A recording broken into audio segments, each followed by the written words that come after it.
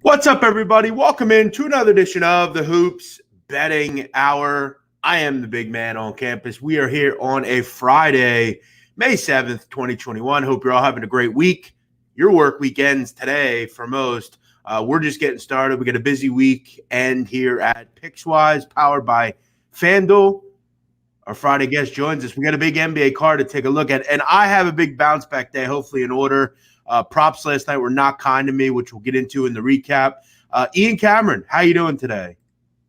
Good to be back with you, Jeff, on a Friday. Another big NBA card, regular season winding down, and it was good Friday results, I guess you could say, last week for me on the show, and hopefully we can put some more profits on the board tonight. Yeah, I think last Friday we both had winning days. I think it was 4-2 or 5-1. It was a good week, a good day for that.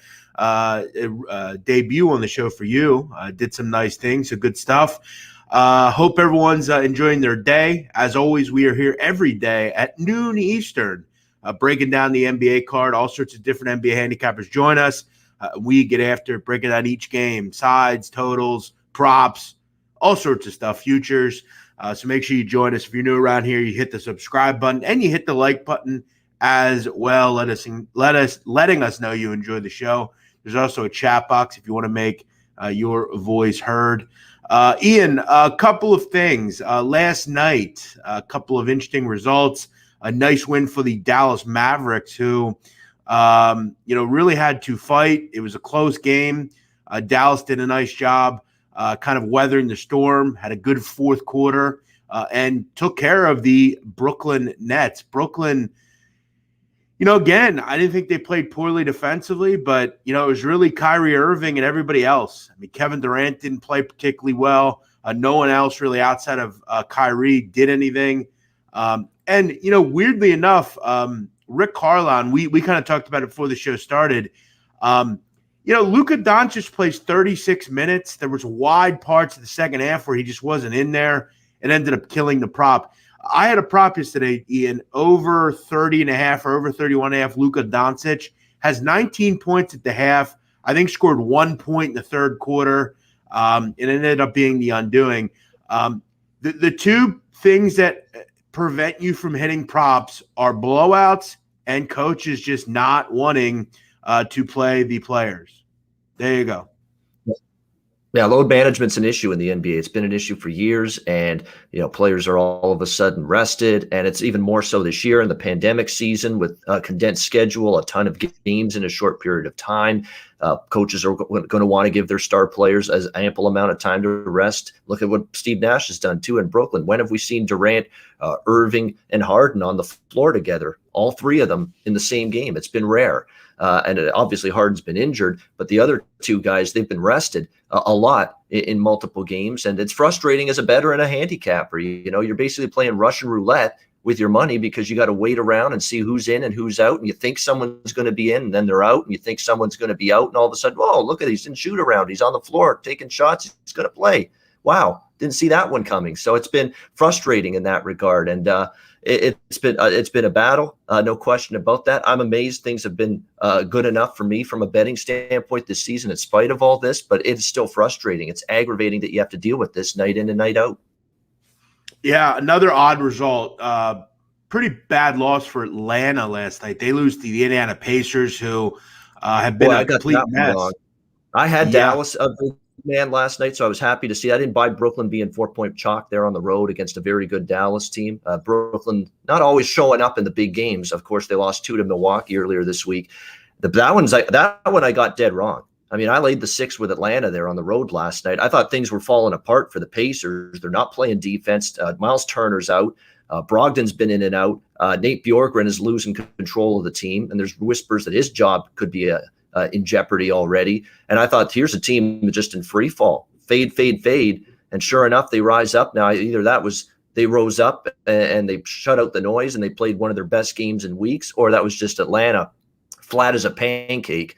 I'd probably say it was a little bit of both. Yeah, they just kind of didn't start real well. Fell down 36-26 in the first half. It's back to, sadly, some of the old ways for Atlanta defensively.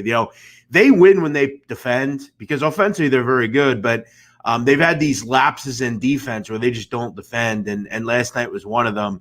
And I had a Clint Capella prop. I mean, he sits 17 minutes. I mean, there's nothing you can do. I mean, you hope you aren't on those sides, but you are, and that's why you'll have 0-3 nights like I did with props.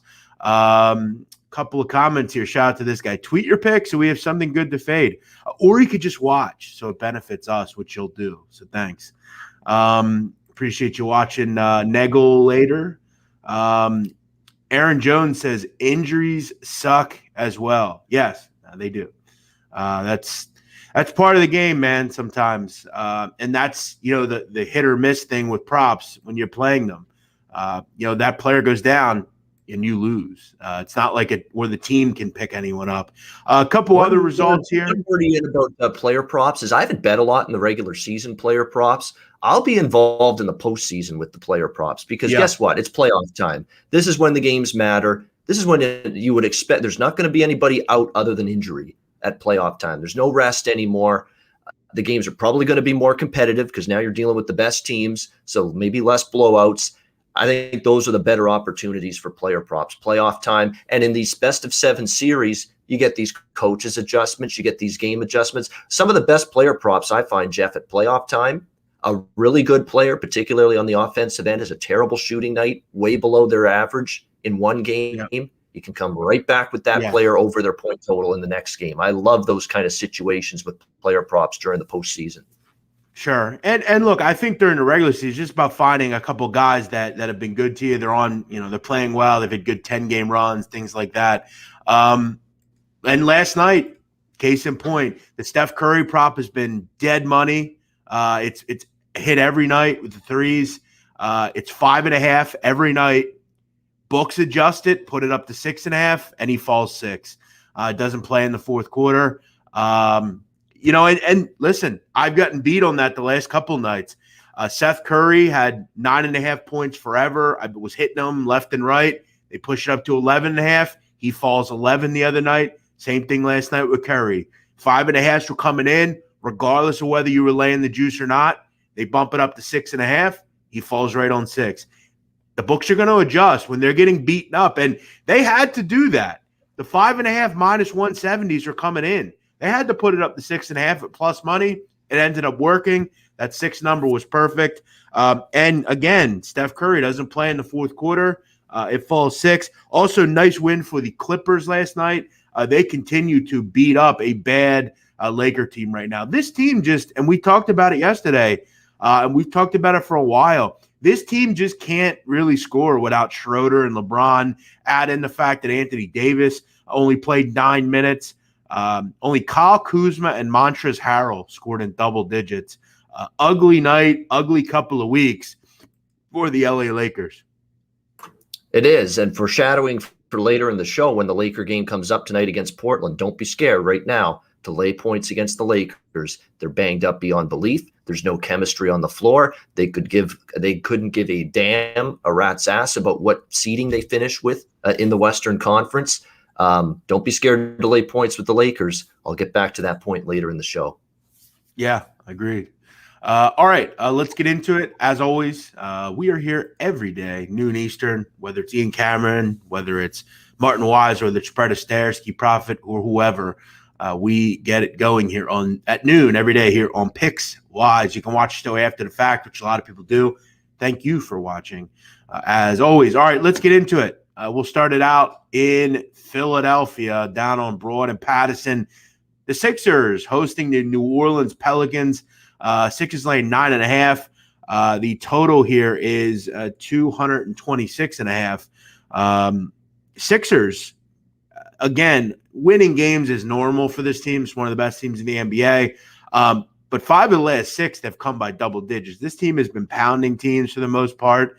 They've been beating up on bad defenses. We saw it the other night against the Houston Rockets, where they won 135-115. This team beats up on bad teams. And look, I'm not going to say that New Orleans is a bad team, but they're not a good team either.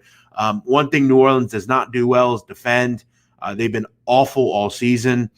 They give up a ton of threes. They just don't defend. And that's been a kind of a sticking point, whether it's Alvin Gentry, whoever the coach is in New Orleans. This team has struggled to defend. That's just what they do. Fun offensive team, but you have to figure against a team as good as the Philadelphia 76ers are defensively. You look at home this year, really wherever, the Sixers have been impenetrable defensively. Second in the NBA in defensive efficiency. New Orleans down in the 20s. It's just been an ugly season for New Orleans. I don't have any real interest in playing on the Pelicans here. It'd be Sixers or pass just because they've been so good lately at just kind of beating teams up. I'm going to go back to the well again. I think, again, as a gambler, you have to be willing to go back to wells. You can't just jump off because something doesn't hit. Seth Curry has had, many opportunities, 14 points a game over his last 10. He averages 12 this year. He's made 3 or more threes in 5 of the last 6 games. This is a bad defense. I think Curry has more than 22 minutes on the court tonight. I think if he can get up at that 27, 28, 29-minute mark, he will hit that 11.5 points. It's plus money. I'm going to go over 11.5 points for Steph Curry. He's had a continued big-time role in this team from a bench standpoint. And, I think this game's a little bit closer than the one the other night, and I think Seth Curry will get into that 30-minute mark. I think if he has that, he will hit 11.5 points. I'm going over 11.5 points for Seth Curry, but I do like the Sixers minus 9.5 as well. What do you like here? Yeah, I'm probably not going to bet this game, Jeff, but no Brandon Ingram, no Pelicans for me. That's been the rule for me all season long. It's very difficult to back this team without him. He's that important to what Stan Van Gundy's team does, really at both ends of the floor, and you're taking out 23.8 points per game when he doesn't play, and he will be out tonight for the Pelicans. And you're right, it's just, look, they should have probably lost both games to Golden State because they lost the first one to the Warriors, and I was on Golden State that night. I didn't come back to Golden State the next game, revenge spot, but they were on their way to losing that game. There's a weird power malfunction and failure in the building. And all of a sudden, it's like it totally, crushed the momentum and the run that Golden State had because it looked like they were going to beat New Orleans again. And then after the power came back, New Orleans ended up going on a run fourth quarter, and they ended up stealing that game against the Warriors. But they didn't necessarily play all that great. You got to wonder before the power issue happens, they probably lose that game as well. Philly, 25-7 at home. They've been absolutely outstanding. They're 2 games up on Brooklyn for the number 1 seed in the East. Embiid, in quotes that I've read, has talked about that's important to him. That's important to the Sixers being the number 1 seed. They feel that if the Eastern Conference playoffs goes through Philly, they're going to be a tough team to beat because of how strong they've been on their home floor. Philly defensively has been good. I don't often like laying points with Philly on the road, and I've been burned by that a couple of times, but I'm more keen to do it at home. I just think that the number's right where it should be. Maybe if it's down around 7.5, I do lay the points. 9.5, I'm going to stay off, but there's just no way I would back the Pelicans. It'd still be the home favorite or pass for me. Yeah, that's kind of how I'm looking at it. I don't know if I'll play it, but it's definitely, from a side standpoint, one that I'm looking at. One interesting caveat in this game, if you're on FanDuel in Colorado or Pennsylvania or New Jersey, wherever you are, which you should be, we are powered by FanDuel, make sure you're checking out the Super Boost, things like that, odds boost. There is an interesting boost tonight, Ian Cameron. Zion Williamson is the top scorer in the game. It's at plus 175. Obviously, not a bad bet to make, but with Joel Embiid in games, it's hard to envision, doing that. Joel Embiid is generally the guy that kind of leads everything. But hey, maybe this is a blowout. You see Embiid sit a little bit, and Zion gets some garbage points at the end, and finds a way to do that. So if you have something interesting, that might be one to take a look at if you're looking at an odds boost. Let's move on to the next one. The Boston Celtics at Chicago. Boston laying 4 on the road. Total is 224. Interesting. Boston laying 4 on the road. This is a team that is losing money this year on the road. They are 14-18 against the spread on the road. Kind of a decent spot for Chicago. Have been pretty good against the number this year. Have had to kind of fight through some really tough stretches offensively without Zach LaVine and Nick Vucevic. But you get those guys back the other night, and, all is seemingly well in Chicago, at least after that game. You look at That one, they put up 120 on the Hornets, beat them by 21. Really nice effort by the Bulls the other night. And getting Levine back, getting Vucevic, it's just big. I'm going to come out and say it. I like the over in this game, Ian, at 223.5.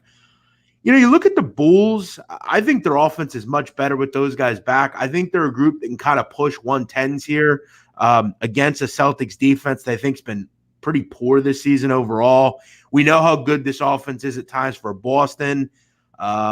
I think this is kind of like a 117, 113 type of game. I think the total's just a little too low. I think it's still being kind of put out there that the Bulls are without those guys when they're not. I'm going to go over the total here. I think it's a little low. I know last week on the show, you backed that Celtics, I think it was Celtics Spurs over. Obviously, Yes. that was much different. You had to sweat that one. No, but I think 223.5 is a little low, and I'm seeing in some spots it's moving up a little bit. So I'm going to go over 223.5 here. Yeah, I agree. I like the over. I bet the over already here. 6-0 to the over, by the way. Boston, 6 straight overs for them. 5-0 to the over. Last 5 is a favorite. The offense has definitely been good, and the defense has not been the Brad Stevens caliber, elite defense we've seen from the Celtics. It's been that way pretty much all season. Jaylen Brown will not play. That hurts offensively a little bit, but Walker's still there, Smart still there, Jason Tatum still there, and look, Jason Tatum put up 60 points in that game where it went over the total last Friday on the show against the Spurs. So, look, they've got enough weapons offensively to compensate for Jaylen Brown not suiting up.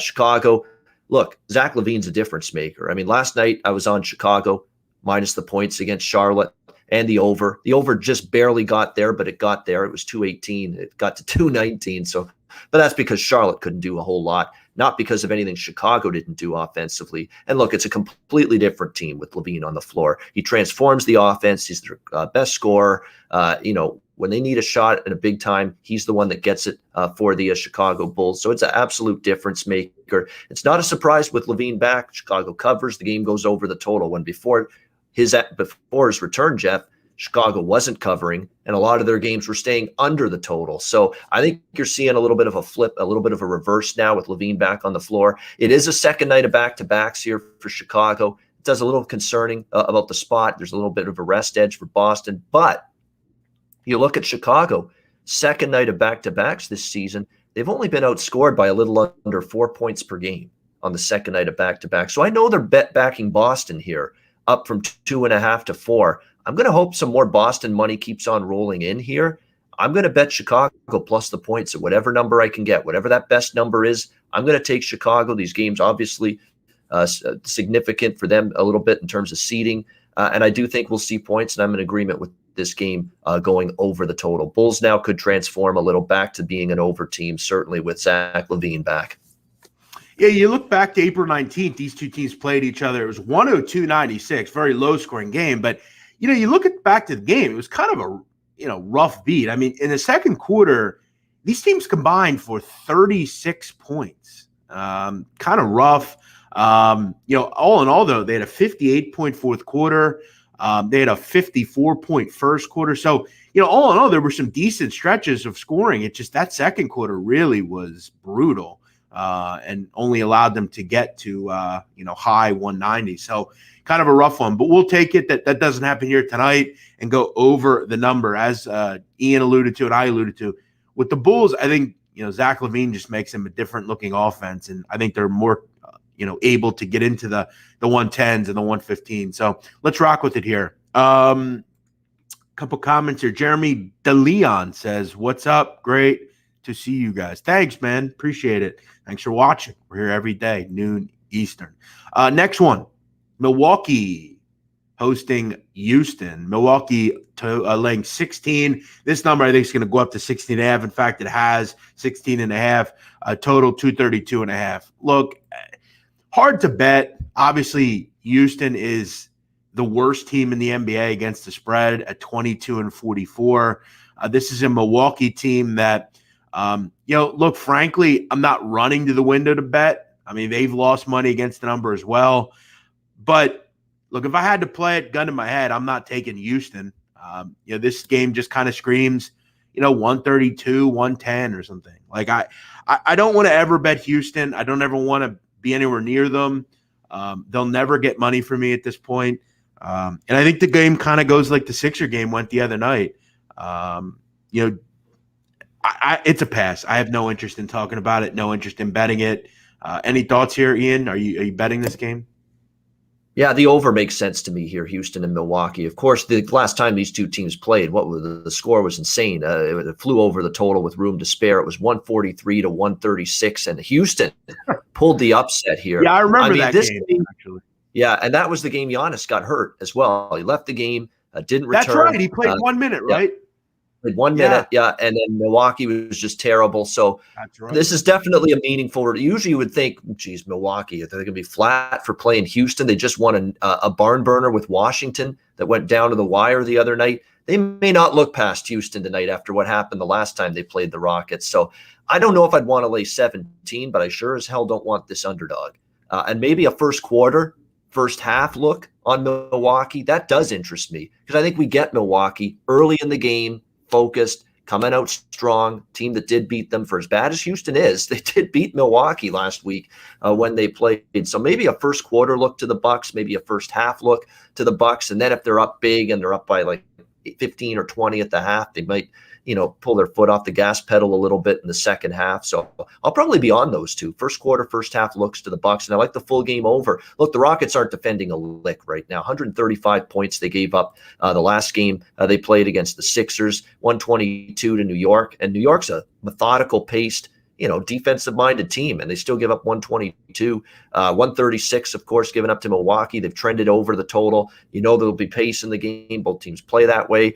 I mean, even without all the guys that they have, the Rockets, like Daniel House and Olynyk's questionable, Christian Wood's questionable. Of course, Eric Gordon's out, John Wall out for the season. These young guys that they've got out there on the floor right now, they're just going up and down the floor.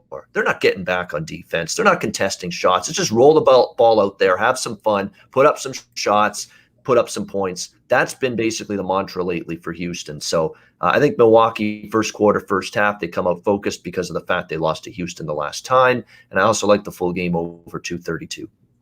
Milwaukee, third best over team in the NBA at 37-28. They've been a very good over team this season. I will say, I mean, if you're the Bucks, I mean, why is Giannis going to play in this game? I mean, sit him. What are we doing here? We may not need him. You could probably still beat this team without him, but we didn't say that really, last time. Yeah, but what are we really playing for? I mean, they're not going to be – no one's going to upend them for the third spot. I mean, they're a half game back. They're not going to lose it. Yeah, they're not going to lose this game. I mean, at least you would imagine. I mean, I would give – then that's the concern in this game. Give Giannis a quarter. Let's say he didn't play the fourth quarter. Now this game becomes tough. Well, the more reason to avoid the full game on Milwaukee. Because what if they're up big? If they're up big, like if they're up big by 20, if you're Mike Budenholzer, you should be fired on the spot. If you're up by 20 in the fourth quarter, 25, and you're not taking Giannis out of the game, he should be out of there already by then. Listen, I'll say it. I mean, if you have to play this game, I mean, Milwaukee just first half -9.5. If they're not up 10, so be it. Like, I think you just kind of hope. And look, the last time was a random one because Giannis just comes out, 46 seconds into the game. Next one. Minnesota headed on the road to take on Miami, a Heat laying 6.5, total 227. Those numbers seemed a bit high, frankly. And I think the bettors agreed because when I capped it, it was 7. It's now down to 6.5. Jimmy Butler's questionable. Whether he plays or doesn't, I think that's obviously pretty big. Big clash of styles. We know Miami want to kind of, defend and play a little bit slower. They shoot a lot of threes, which that's concerning if you're Minnesota. Minnesota allows the highest three-point percentage in the league for opponents. They just don't have a lot of success against teams that can make threes. Now, it's been a hit or miss on whether Miami will make those threes this year, but with all the issues with Jimmy Butler may or may not playing, the Heat, who at times struggle to make threes, even though they shoot a ton of them, with the resurgence of Minnesota, who is, won, and covered. I think they've covered 5 of 6 overall. I don't know. It's a tough one. Lean Minnesota, definitely. I wouldn't be looking to take Miami here with the Butler questionable. I think that's almost leaning towards him not playing tonight. Book seem a little worried about laying props out there for threes because there's none for the Heat so far. But yeah, I'm not on this. Lean with Minnesota, but I thought it was a bit high. So people keep saying all season, what's wrong with Boston? What's wrong with Miami? The two teams that were in the East Final last year. Why have they not been able to get on any sort of flow or run? I'll tell you why. Because they don't have the same lineup on the floor every night. You can't gain cohesion. You can't gain chemistry. I mean, every night Boston's got a different lineup. Every night Miami and Eric Spoelstra has got to run out a different starting five out there because he doesn't know if Butler's going to be on the floor, because he doesn't know if Bam's going to play every night, because he doesn't know if Hero and Duncan Robinson are always going to be available for him. It's difficult to get a team playing well and playing consistently night in and night out when that happens. And that's why Miami's been up and down. They've become a difficult team to back. I was stubborn for the longest time this season, Jeff, with this group. I thought, yeah, now's the time they're going to get it going. Now's the time they're going to go on this great run. And then sure enough, there's a loss to Cleveland, or there's a loss to this Minnesota team that they lost to just recently by 8. In Minnesota. So, yeah, I'm with you. I would only look to the T-Wolves here. Give them credit. They're 4-2 straight up, 4-2 against the spread their last 6 games. And the last 2 non-covers were like games that went right down to the wire. They only lost by 4 to Memphis in their last game. They were right there from start to finish. And then they lost by 4 to New Orleans in overtime. So they're not getting blown out. They're competitive. They're in every game. Before that, the other loss was Sacramento. It's a bad loss, but it was only by 3. So their last 3 losses were by 4 points or less. The other ones were 2 wins against Utah. You're doing something right when you're beating the Jazz. They beat Golden State during that run. Anthony Edwards has been phenomenal. This guy's been fun to watch. He's gotten better and better as the season's gone on. Of course, they're a better team when Karl Anthony Towns is healthy, which he now is. Yeah, I'm with you. I would only take the points here with this Timberwolves team. There's just Hero's a game-time decision. Butler's a game-time decision for the Heat. And I'm going to be a broken record as far as the total's concerned. Total's been bet up, but it's been bet up for a reason. Minnesota plays fast. They're shooting the ball well. Their defense is not always consistent. They've been trending over, and so has Miami. I think Miami's actually gone over the total in 7 straight games. Yes, they have. 7 straight to the over. I don't see what changes here. So dog and over 226.5 for me. I mean, I wanted Duncan Robinson prop on threes because I'd be interested in that with Butler and Hero moving around and maybe not out there. Little concerned, night off last night for Minnesota in Miami. Not ideal. And obviously we know Miami's opened up. I don't know what the protocols are. Are they allowed to leave hotels? I don't know the protocols there. I'm going to guess no, but who knows with NBA players. But, yeah, I'll maybe have my eye on and my ear to the street on maybe a Duncan Robinson threes prop here. We know and it kind of helps the over. Minnesota cannot defend the 3 worth a lick. Next one, Hornets laying 7.5 against the Orlando Magic. Listen, I'm going to say it. I'm not keen on – and I know Charlotte's been, solid. I mean, they're right there in the 8 spot. Having a nice season. LaMelo's back, but Bridges, PJ Washington been in and out of the lineup. Didn't look good the other night against the Bulls. This is a Magic team that fight. And Ian, this is an interesting number.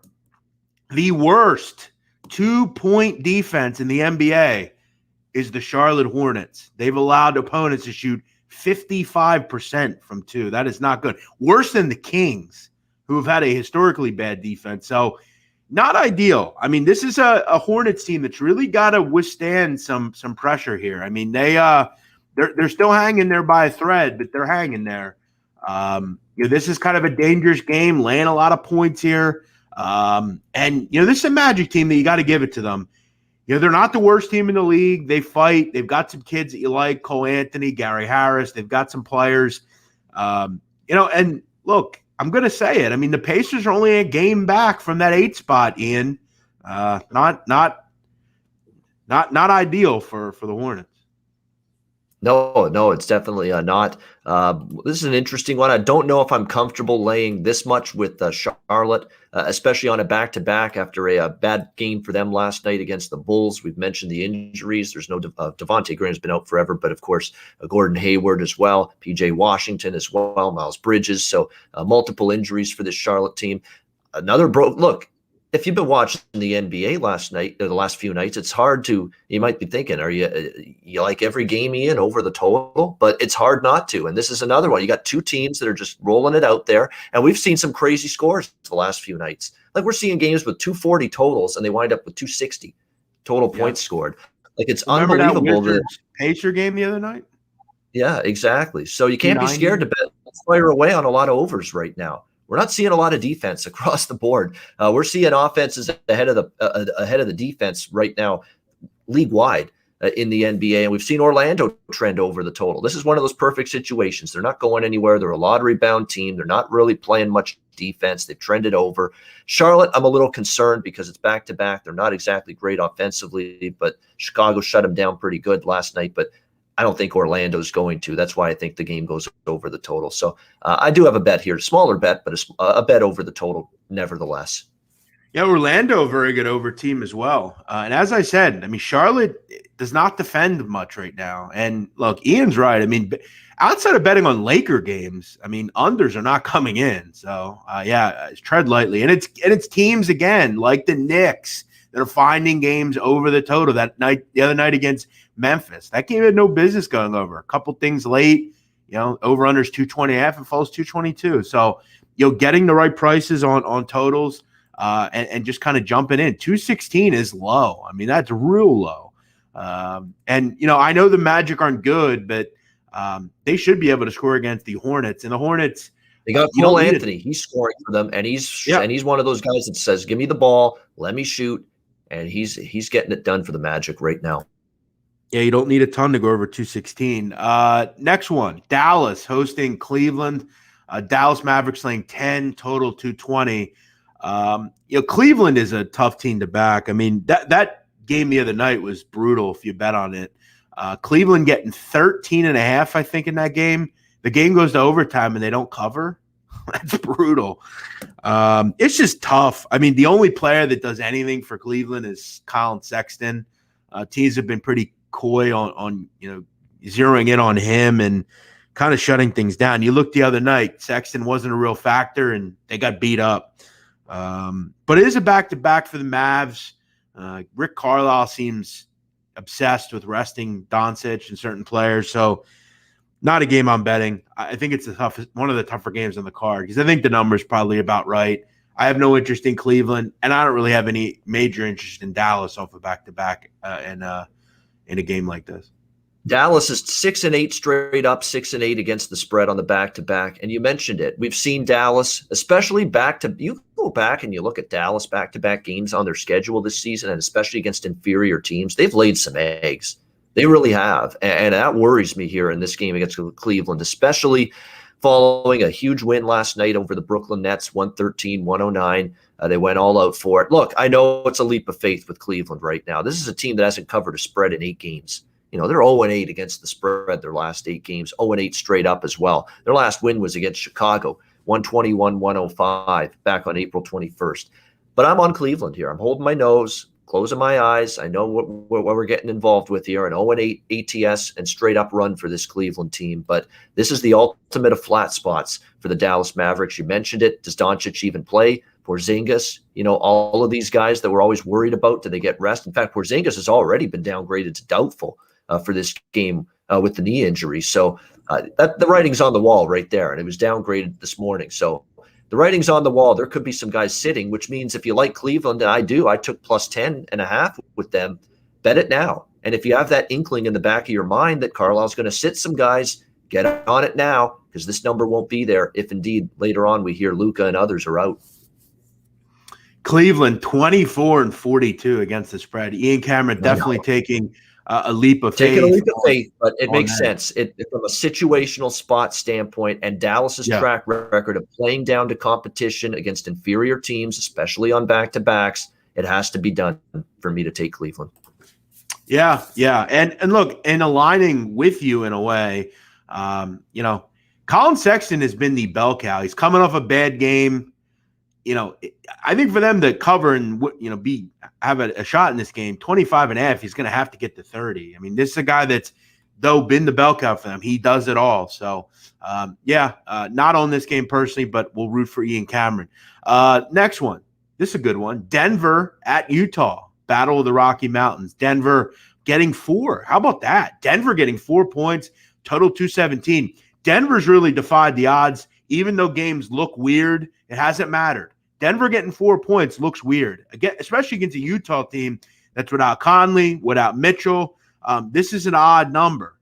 We have to figure Gobert will do some good things against Jokic, but not a foregone conclusion he's going to stop Nikola Jokic, who's just destroying everybody. Nuggets have won 8 of 10. Small play maybe on the Nuggets here, +4. They continue kind of to defy the odds. It doesn't seem like they ever lose, in my opinion. Seems like the Nuggets win every game. I haven't had just much success with them. They'll win 17 games in a row, and I'll bet them, and they'll lose. So I don't know, but 4 seems like a lot, especially for a Jazz team that's, I'm not running to the window to bet without Conley or Mitchell. Yeah, and even without – these are 2 teams. Give them credit. Give Michael Malone credit, give Quinn Snyder credit. These are guys that have been without key contributors. I mean, Denver's only 10-2 straight up without Jamal Murray. Who would have thought that would be happening for the Denver Nuggets since they lost him? And look what Utah has done the last few games without Conley and Mitchell. That's their starting backcourt. It hasn't been in there. And they found ways to get the job done. Now, Utah's schedule, you could say, has been a little bit lighter.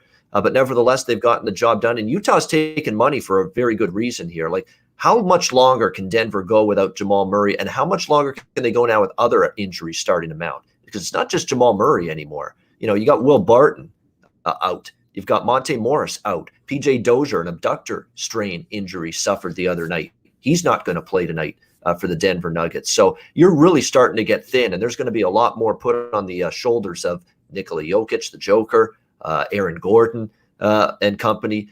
That they're going to have to step up even more. Michael Porter has really been excellent. He's elevated his game. He knows he's got to be that other offensive force with Jokic without Murray now, and he has been that.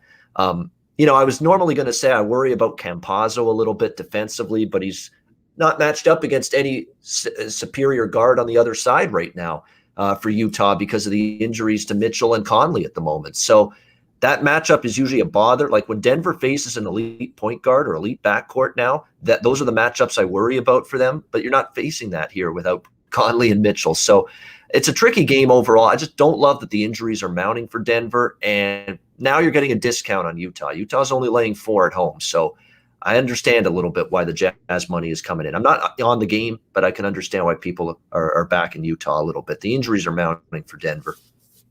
Shout out to Denver, though. Austin Rivers has been very good for them. Facundo Campazzo has been very good. And I will say, I'm starting to have some interest in some of these props with Campazzo.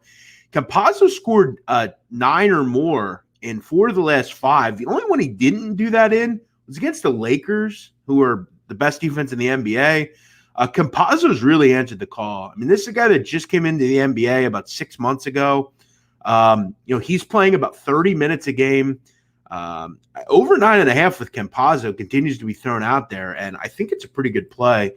Shout out to them who, they've continued to get timely contributions here. The thought. Papa Akrasi says, don't mess around with Nadu and Jokic. Yes, Jokic is – listen, I mean, Jokic is a star, and I'll ask you, Ian Cameron. I said Nikola Jokic is a guy in the NBA I would not mess with off the court. Would you agree with that? Well, he's a mammoth of an individual. When you look at him, he just looks like a silent killer, doesn't he? He does. He's got that stoic, face. He's got that, Slavic. That's because he is. He's Slavic, and he's got that stoic. Get it right, Ian. Balkans. He's from Serbia. There you go, Serbia. Yeah, exactly. Which is weird you got wrong because you're Macedonian, weirdly enough. Yeah, I know. Serbian. Yeah, exactly. But look, what's amazing for Jokic too? It's not just the size of the guy, his footwork, his mobility. I mean, for a guy of his stature, it is unbelievable. He's fun to watch. He is. He's fun to watch every single night. His footwork, he looks like he's got these deft feet. He looks like he's floating on the court, floating on air when he's moving around and pivoting in the low post. And he can step back a little bit. Like his dexterity and his mobility for a guy that looks like Nikola Jokic does, that is, to me, it's almost like, how is that possible? How is that possible for him to move around that well and that be that fleet of foot? I think that's the marvel when it comes to Nikola Jokic. Interesting comment here. Pick-wise, hi, Peter North here. Old film star, adult film star. Okay. Always great bet stream. Love it. Thanks, Peter. Okay. Well, welcome in, Peter. Thanks for watching. Interestingly enough, any female adult film stars, there, Peter? Yeah. Bring them on the show. Interestingly enough, Ian, there are people in America at 12:40 Eastern on a Friday creating accounts that are doing that. Yeah. But hey, if it is Peter North, welcome. I don't know who you are, but hey, send over some of the females occasionally if you want. We wouldn't mind having them here. And all the best wishes to you too. Thanks. All right, let's move on here to the final couple games. LA Lakers at Portland. Portland laying 8.5, total 222.5. This number is rising just like last night's line with the Clippers. People are fading the Lakers. They have no interest in betting the Lakers. Anthony Davis is questionable. Dennis Schroeder is out. LeBron James is out. And without those guys in Schroeder and LeBron, the Lakers are averaging about 102 points a game. This is a bad offensive team. We know they can kind of rest on their laurels defensively, but with all these guys out, I don't think the defense is as strong. Portland is a mammoth, man, offensively. Downhill, very good. We know their guard plays as good as it gets. Guys like Norman Powell and Carmelo have really contributed. Covington at times. So, yeah, I'm not betting the Lakers here. Put it that way. But I will say this, and I'm going to point this out. We've talked about this for a long time. Laying a big number with Portland is a tough thing to do. They are a bad defensive team. I'm just going to say it. So tread lightly with that. Ian, you alluded to you like the Portland Trailblazers here. Are you a little worried about the defense for that group? Well, I'm worried about that one, and I'm worried about two. I laid 6.5. It's 8.5 now. So the numbers kind of got. And I said as soon as I saw the opening line, I said, I like Portland anyway, but bet it anyway because the money's going to come there on Portland. You know it on the second night of a back-to-back with no LeBron, AD game time decision, and Dennis Schroeder out. And by the way, I did an NBA show the other day with another one of your special guests on this show regularly, Ski Profit. And Ski Profit doesn't even want to bet the Lakers right now. And he's a Laker fan. That tells you all you need to know at this point in time. And he made a great point. Dennis Schroeder is an undervalued, underrated absence for this Lakers team. He matters significantly. The offense has looked damn near broken, to be honest with you, without him on the basketball court for this Lakers team. And it continued last night. I laid the points with the Clippers. I kept it small because it was a lot. And then I looked at the final score and the way that game transpired. And I'm like, why did I, show restraint there? Should have went more on the Clippers last night. I'm still going to recommend Portland here, -8.5. The one concern is it is the return of to home for Portland from a 6-game road trip. So you're always a little worried about those spots. And you talked about their defense hasn't been good for the entirety of the season. You could say that, but lately it's been better. They made all the key stops at crunch time against Boston to beat them. They shut down Brooklyn and held them to 109. They shut down Memphis, held them to 109 on that road trip. They're never going to be a great defensive team, but they're playing better defense right now, the Blazers, than they have at any point this season. I think they'll roll and take care of business here. So lay the points. We'll see if Anthony Davis plays. I'm sure there's always he will, he won't. Looks like according to ESPN, he will play. We'll see.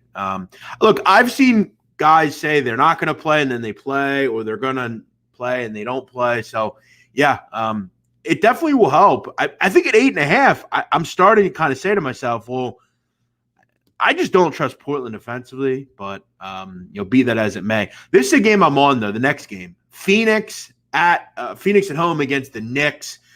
Phoenix laying 6.5, total 218. I'm playing Phoenix here. Number says it all. Public love the Knicks. They'll be on the Knicks here. I'll gladly side with, to me, the best team in the West. A team that is off a bad, ugly, horrific, disgusting, disgraceful loss.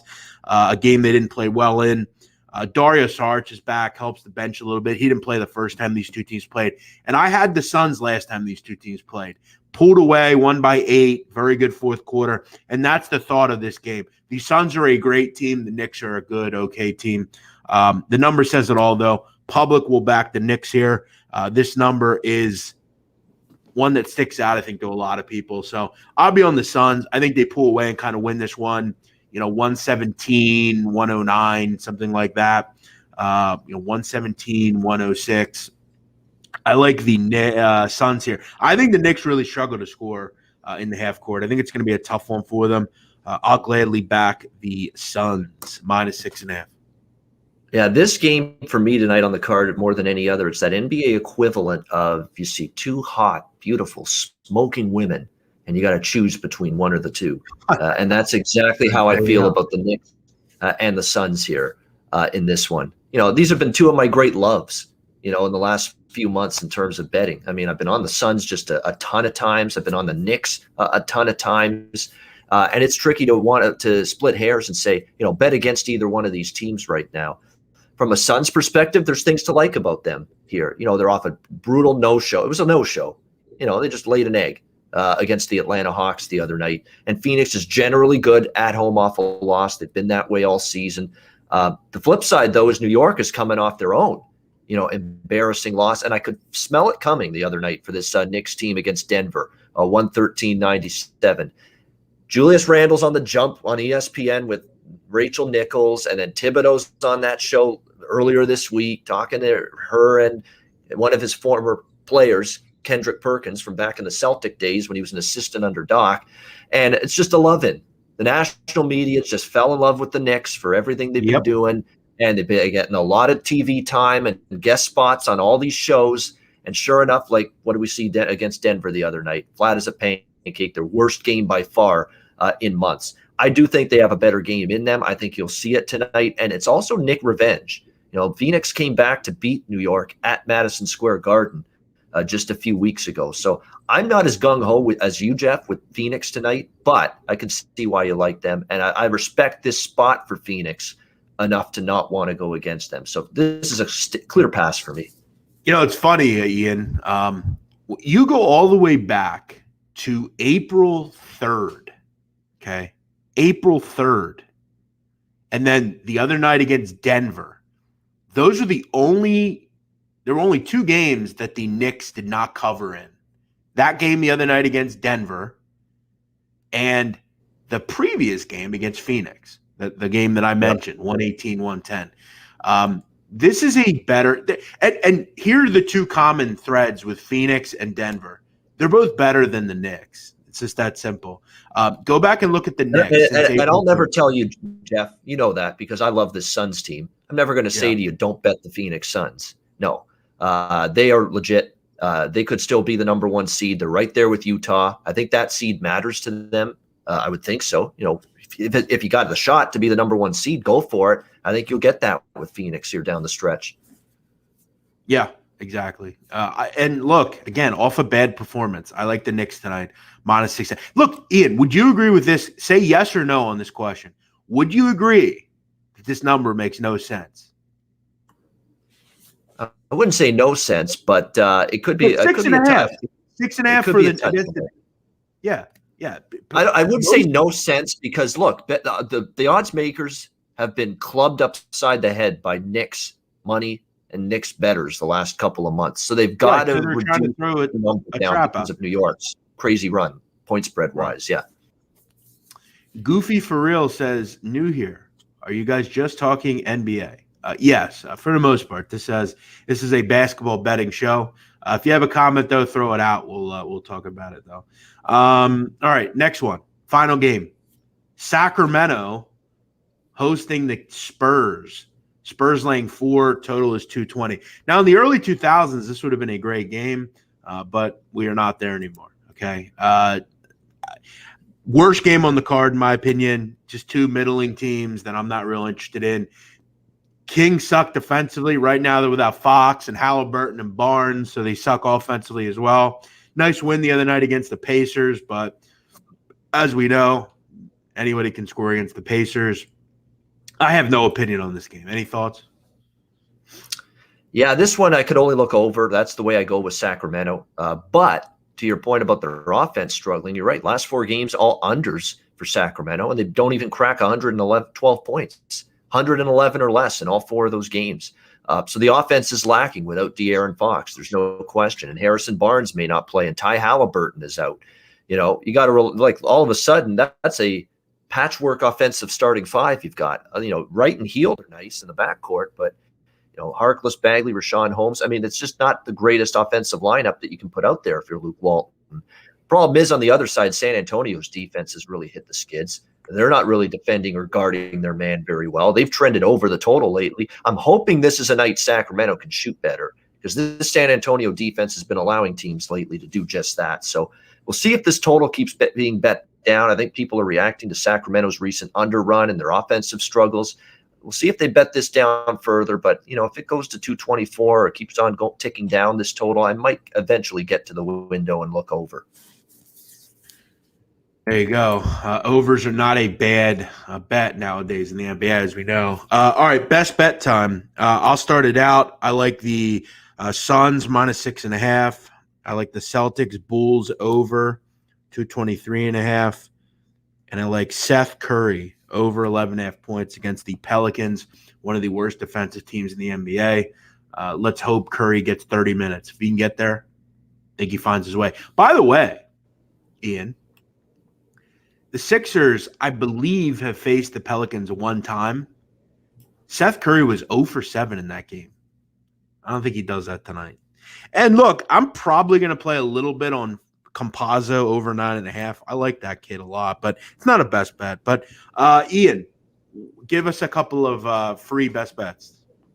I'll give you a bunch. I'll give you 5 or 6, because that's even more than last week. Because I think I gave you 4 or 5 last week, and I'm a high volume guy. We'll give you a high volume card, 100%. Boston, Chicago over 223. I'm with you there. I'm going to give out Milwaukee first quarter and first half. I really think they come out strong, put the boots early to Houston, and then maybe ease up after that. Minnesota +6.5, and Minnesota, Miami over 226. We'll go with those two as well. I also like Cleveland, but that's not best bet. I like Orlando, Charlotte over. That's not quite best bet. And I like Portland, but the numbers moved. So we'll stick with the ones I just mentioned for best bets. There you go. Good stuff. How's everything going on up in Canada? I know they had some COVID issues. How's everything going up there now? The more vaccines are rolling in, so that's good. Obviously, the more vaccinated human beings in this country, the quicker you'll get out of it and get back to normal. It was a slow intake of vaccines here in this country compared to other places. But the good news is, and that, by the way, big news that they're waiving the patents for these big pharma companies, that they can provide these vaccines internationally to places where they're needed most. So that's good. Stop thinking about your selfish making money. These greedy freaking big pharma companies. Get these vaccines out there to the countries like India, among other nations that need it desperately. We want we're a world global community. We want everybody back to normal. And the way we do that is we get the vaccines out there to everybody that needs them, every country that needs them the most. Well done. It needed to be done. We need to get this world. We need to get our lives back to normal. All right. I'm sick of lockdowns. I'm sick of being stuck, around doing nothing. It's time to get back to normal. Let's get moving. Also, sad news out of Hartford, Connecticut. Hartford Athletics will be transitioning from D1 to D3 with move expected to happen in 2025. Keep in mind, this is after Hartford went to the NCAA tournament this year. Tough. That's tough to hear. I was one to tweet about that. You never want to see that happen. This is a move on money. The president of the school, the athletic director, all just, they have no interest in sports. They don't want to put any money out there. It's a shame because sports are very important to young men and women in this country, and a move to D1 from D1 to D3 is really terrible. That's a shame. John Gallagher will be a good coach on the market for a new job. Hopefully a team goes out and grabs him. John Gallagher's a good coach up in Hartford. Definitely sucks to see that. All right, let's wrap it up here. Thanks as always for watching, folks. We are back tomorrow. Whale Capper will join us. The great Whale Capper will join us. Ian will be back next week. Ian, as always, you can find Ian on Twitter at Bobano, Bobano. We'll put it in the chat so people can go follow Ian if you're not. Ian, thanks for coming on as always, man. It's a Friday tradition. Jeff, good to be with you. Yeah, always good talking to you. Good luck to everybody in the NBA tonight. Check out the show tomorrow at noon. We are presented by PicksWise and powered by FanDuel all the way through the NBA playoffs. Have a good Friday. Be safe. Enjoy your night. We'll see you tomorrow.